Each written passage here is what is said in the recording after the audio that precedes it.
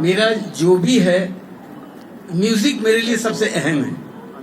जितने भी किरदार मैंने किए, जिंदगी जी मैंने म्यूजिक का सहारा लेके, और आज भी जिए जाता हूँ। और वही वजह है कि इससे बेहतर साथी मुझे कोई नहीं मिला।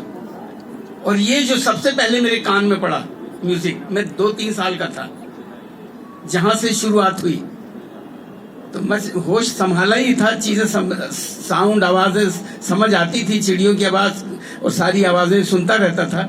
लेकिन जो सबसे पहले स्वर मेरे कानों में पड़े, वो वही 2.5-3 साल की उम्र में पड़े कि मैं जबलपुर का हूँ, एक छोटा सा गांव, बिल्कुल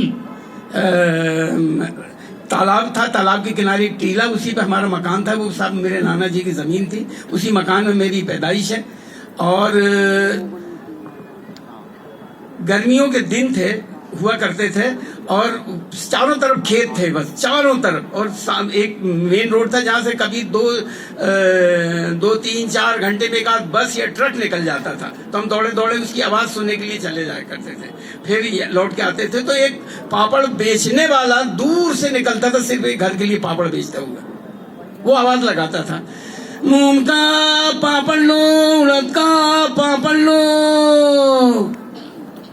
मूंग का पापड़ लो, उड़द का पापड़ लो,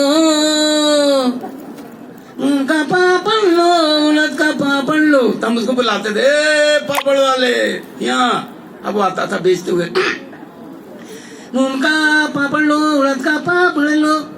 फिर देने लग जाता, मूंग का पापड़ लो, उड़द का पापड़ लो, मूंग का पापड़ लो, उड़द का पापड़ लो। फिर सारे पापड़ दे के फिर चला जाता, फिर दूर से फिर आवाज लगाता, मूंग का पापड़ लो, उड़द का पापड़ लो।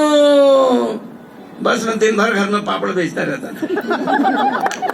वहां से मुझे म्यूजिक की समझ आई। उसके बाद तो चारों तरफ क्या सुरीला माहौल हुआ करता था कि चूरन बेचने वाले, ककड़ी बेचने वाले, और जो भीख मांगने वाले, सब सुर में गाते थे। बस उसके बीच रह के फिर मैंने जिंदगियां समझना शुरू की। और जब म्यूजिक आ गया तो जिंदगी बड़े आसानी से, जिंदगियां क्या, ईश्वर बड़े आसानी से समझ आ जाता है।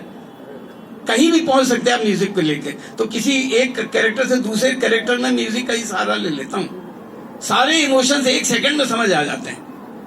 तो बस वो यही है, मेरा म्यूजिक ही है जो मुझे कहीं भी ले जाने के लिए, मैं बस उसको, उसकी आड़ में कहीं भी पहुंच जाता हूँ, कुछ भी, कहीं भी।